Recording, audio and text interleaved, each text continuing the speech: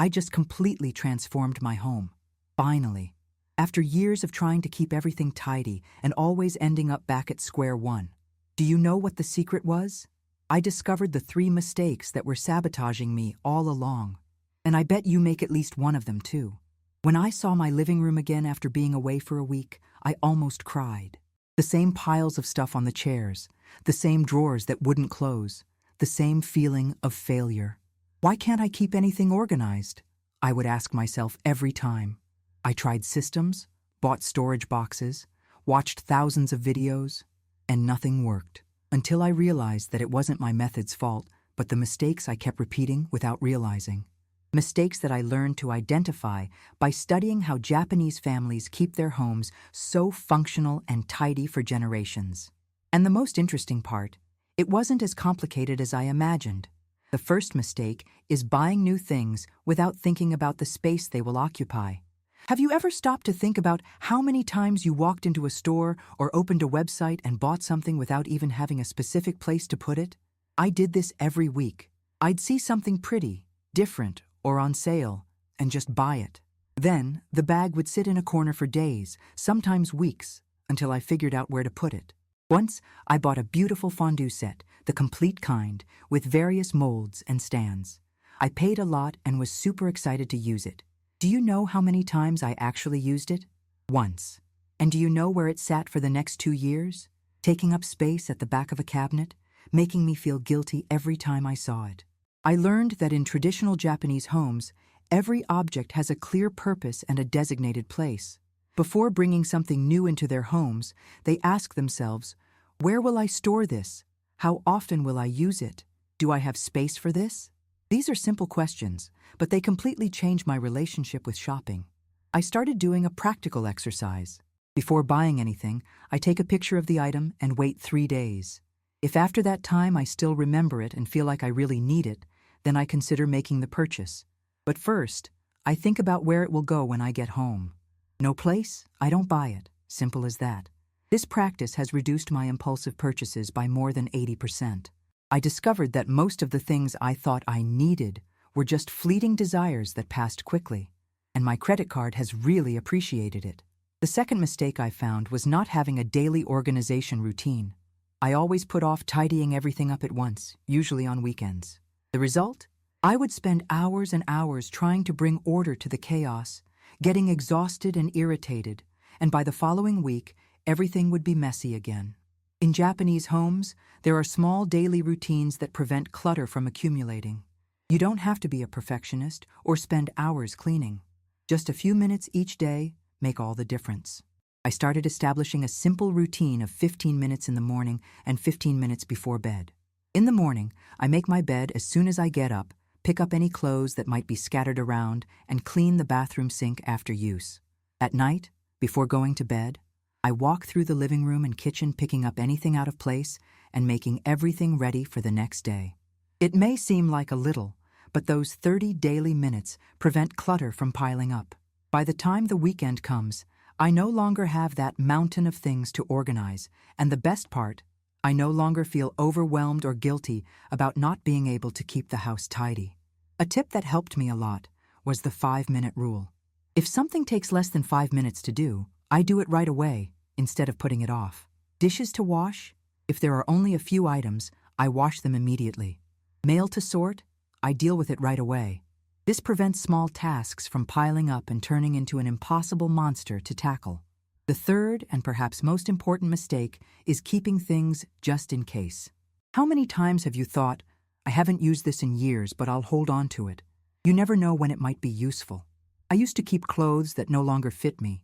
For when I lose weight, broken items, I'll fix it someday, gifts I didn't like, my aunt gave it to me, old magazines, they have interesting articles, and the list goes on. In Japanese homes, there is a deep respect for objects, but that doesn't mean hoarding. On the contrary, it means valuing each thing you have by giving it a clear purpose and a proper place. If something is not useful, beautiful, or special to you now, it's time to thank it and let it go. I started asking a very simple question for each object in my house. Does this bring me joy or usefulness today? If the answer was no, it was time to let it go. At first, it was tough. I felt guilt, emotional attachment, and fear of regret. But over time, I realized something amazing. The more I let go of things I didn't use, the more space, time, and peace I gained. I remember a huge box of travel souvenirs that I kept for years. Museum tickets, postcards, maps, guides. It occupied precious space in my closet, and I rarely opened it. One day, I decided to go through it and discovered that most of those items no longer meant anything to me. I couldn't even remember the story behind them. They didn't bring back that good feeling from the trip anymore. I photographed the most interesting items, kept only 3 or 4 that truly moved me, and donated or recycled the rest. It was liberating. And the most surprising part? I didn't miss anything I discarded. On the contrary, I felt like a weight had been lifted off my shoulders. When you stop holding on to things just in case, you realize how much space was being wasted in your home and in your life with items from the past or an imagined future that never comes. You begin to live more in the present, with the things that truly matter now. One strategy that helped me a lot was the 1-year rule. If I haven't used something in the past year, it's very unlikely I'll use it in the coming year. This rule applies especially well to clothes, kitchen utensils, tools, and decor items. Of course, there are exceptions. Important documents, significant sentimental items, emergency equipment. But for most things, a year is enough time to know if you really need them. Another technique I learned was to start small. Instead of trying to organize the entire house at once, I started with a drawer. Yes, just one drawer. I emptied it completely, cleaned it, and only put back what I actually used and needed. The result was so satisfying that it motivated me to do the same with another drawer, then a closet, and so on. By avoiding these 3 mistakes, buying without thinking about space, not having a daily routine, and holding on to things just in case, I began to see real changes in my home. The results weren't instant. It took time. But little by little, I achieved a more organized, functional space that truly reflects who I am and how I want to live. Now, I want to share with you some specific practices I learned from the Japanese lifestyle that have helped me maintain these new habits. The first practice is the idea that less is more. In traditional Japanese homes, you won't see an excess of furniture, objects, or decorations. Each item has a purpose and meaning. This doesn't mean your home needs to be cold or lacking in personality. On the contrary, when you have fewer things, what remains gains more prominence and importance. I started applying this concept to all the areas of my home. In the living room, for example, I removed several decorative items that didn't mean anything to me, and kept only those that truly brought me joy when I looked at them. The result was a much cozier and more relaxing space, where my eyes could rest without being bombarded by unnecessary visual stimuli. In the kitchen, I took inventory of all my utensils and discovered I had 5 different spatulas. Did I need all of them? Of course not. I kept the 2 best ones and donated the others. I did the same with plates, glasses, pots. Today, my kitchen only has what I really use, making meal preparation much more practical and enjoyable. The second practice is the importance of clear surfaces. In Japanese homes, surfaces, tables, counters, sideboards, are usually free of objects or have only the bare minimum necessary. This not only makes cleaning easier, but also creates a sense of calm and space. I began applying this idea at home, and the impact was immediate. I took all the items off the kitchen counter, leaving only the essentials. In the bathroom, I stored away the products that used to be out on the sink. At my workspace, I created a system to put away papers and materials as soon as I finished using them. The result? In addition to looking more organized and spacious, my house became much easier to clean. I no longer had to move dozens of items just to wipe down the surfaces. This made me realize how the accumulation of things on the furniture gave me a constant feeling of unfinished business, as if there was always something to tidy up. The third practice is valuing routine. In Japanese culture, there is a deep respect for daily rituals, for the small actions that, when repeated consistently, create structure and meaning. I understood that organization is not a destination to be reached, but a journey to be traveled every day. I established small daily rituals that help me keep the house organized without much effort. For example, every time I come home, I have a specific place to leave my bag, keys, and phone. It may seem simple, but this prevents those items from spreading throughout the house and saves me the stress of looking for them when I need to leave. Before going to bed, I do a quick check of the living room and kitchen, putting away anything out of place. In the morning, as soon as I get up, I make my bed. These are small actions that, when combined, maintain a constant flow of organization. Another important practice is what I call a place for everything. In Japanese homes, each item has its specific spot, which makes it easier to store and find things. I started designating precise locations for everything in my home, from large items to small ones. For example, the scissors always go in the second drawer of the kitchen. Always. It doesn't matter if I use them in the living room, bedroom, or bathroom. After using them, I return them to the second drawer of the kitchen. The remote controls have a small basket in the living room where they are stored when not in use. The tools are kept in a specific box in the cabinet. This simple system has eliminated one of the biggest sources of chaos at home: the search for misplaced items. How many times have you turned the entire house upside down looking for something, leaving a trail of mess in your wake? When everything has a defined place, that no longer happens. One tip that has helped me a lot is creating stations in my home. For example, I have a mail station near the entrance where I open letters and pay bills. I have a reading station in the living room with books, notebooks, and pens always at hand. And I have a small repair station in the laundry area, equipped with basic tools and materials.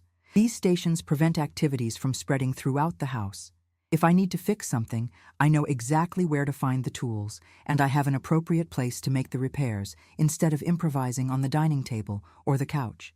The fourth practice I incorporated was the concept of one in, one out. Every time I bring something new into the house, a piece of clothing, a book, a decorative item, I need to get rid of something similar. This maintains balance and prevents the gradual accumulation that tends to happen over time. At first, it was challenging. But I just bought this new blouse. I don't want to part with any of the others, I thought. But soon I understood the wisdom behind this practice. My closets and drawers have limited space. If I keep adding without removing, eventually there won't be room for anything, or everything will become so cramped that it will be hard to access what I need. I started to see this as an opportunity to constantly review what I have and ensure I'm only keeping the best, the things I truly use and love. When I buy a new book, I check my shelf and identify one that I can donate. When I bring in a new decorative item, I evaluate what I already own and let go of what no longer fits my current style. This practice has also made me much more mindful when shopping. Before I acquire something new, I think, am I willing to part with something I already own to make room for this? If the answer is no, then I might not really need that new item. The fifth and final practice is what I call seasonal decluttering. 4 times a year, with the changing of the seasons, I do a more thorough review of the entire house. I check for clothes I no longer wear, items that have been forgotten in drawers, and expired products in the bathroom and kitchen. In Japanese households, there is a tradition of deep cleaning at the end of the year, preparing the space to welcome the new year with renewed energy. I've adapted this concept into a quarterly practice, less intense, but equally effective. During these seasonal reviews, I am stricter about what I decide to keep or let go. I ask myself, if I were moving today and had to carry each item, would I take this with me? This question helps me identify what truly matters and what I am holding on to simply out of inertia or irrational attachment. One area I always pay special attention to during these reviews is the closets. It's amazing how they can turn into hiding places for things we no longer use. I take everything out, clean thoroughly, and reorganize to ensure I have easy access to what I actually use frequently. I also take the time to check if my organizational systems are still functioning well or if they need adjustments. Sometimes what worked perfectly 6 months ago no longer meets my current needs. Flexibility is important. Organization should serve you, not the other way around. Now, I want to talk about some surprising results I've achieved by implementing these practices inspired by the Japanese lifestyle. The first result I noticed was more free time. It seems contradictory, doesn't it? How can dedicating time to organization lead to more free time? But that's exactly what happens. When your house is organized, you no longer waste precious minutes searching for items, reorganizing piles of things, or dealing with accumulated clutter. I calculated that I spent about 5 hours a week just looking for things or reorganizing mess. Now, with everything in its place, I've reclaimed those hours for activities I genuinely enjoy. 5 hours a week, 20 hours a month, 240 hours a year. It's almost like gaining 10 whole extra days of life. The second result was financial savings. When you know exactly what you have at home and where everything is, you stop buying duplicate items. I can't count how many times I've bought batteries, staples, tape, and other small items simply because I couldn't find what I already had. Additionally, by developing a more mindful relationship with consumption, I naturally buy less. And when I do shop, I'm choosing higher quality items that I really need and value, not impulse buys that will quickly be forgotten in a drawer. The third result, and perhaps the most important, was a reduction in stress. There are scientific studies showing how disorganized environments raise cortisol levels, the stress hormone, and can contribute to anxiety and concentration difficulties. I felt that in my own skin every day. When I came home after a long day at work and saw clutter everywhere, my stress levels skyrocketed. It was as if the visual chaos was screaming at me, "Look at how much work is still left to do." Now walking into my home is a completely different experience. It's a place of rest, no longer an additional source of stress.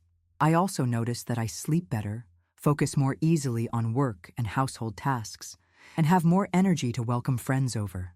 Before, I was embarrassed to invite people because I always thought my house wasn't presentable enough.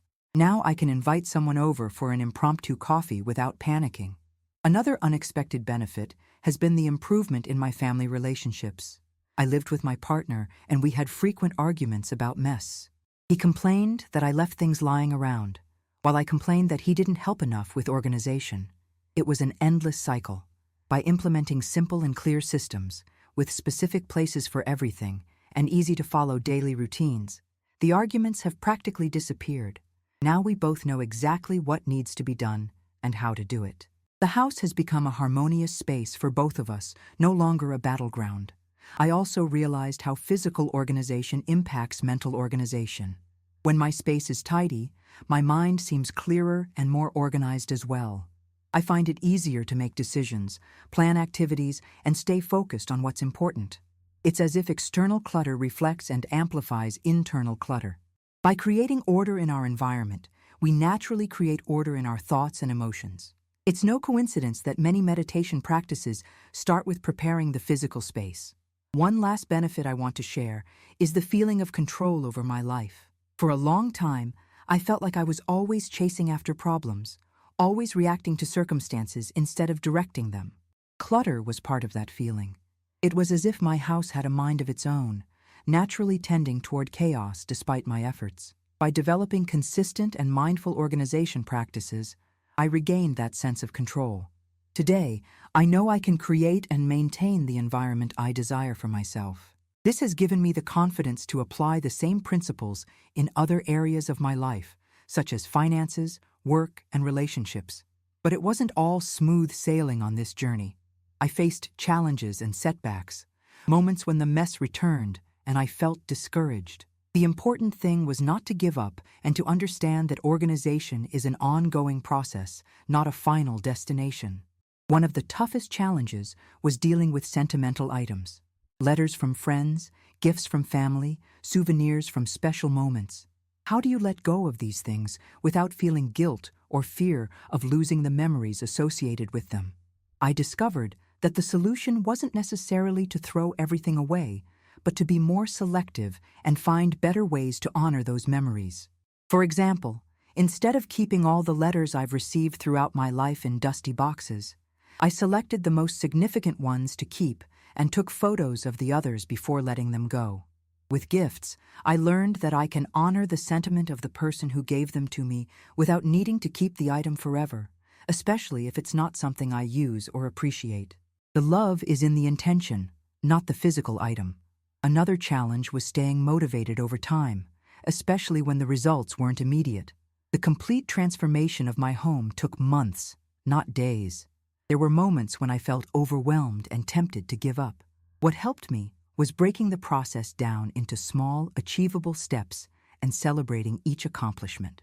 Instead of thinking, I need to organize the entire house, I would think, today I'm going to organize this drawer. Each small success gave me the energy to keep going. I also learned the importance of being kind to myself when there were setbacks. If a particularly busy week at work led to some disorganization at home, I didn't punish myself or think that all my efforts were in vain. I simply returned to the basics and regained my balance. The truth is that organization isn't about perfection. It's not about creating a magazine-worthy space where nothing seems out of place or unused. It's about creating a space that works for you, that supports your lifestyle, and brings more ease and joy to your everyday life. Today, my home isn't perfect all the time, and it shouldn't be. It's a living space where real activities happen. Sometimes there are books on the table, a coat draped over a chair, a mug on the counter. The difference is that now these are conscious choices, not the result of a lack of systems or disorganized habits. And the most interesting part, the more I practice these principles, the more natural they become. What once required conscious effort is now almost automatic.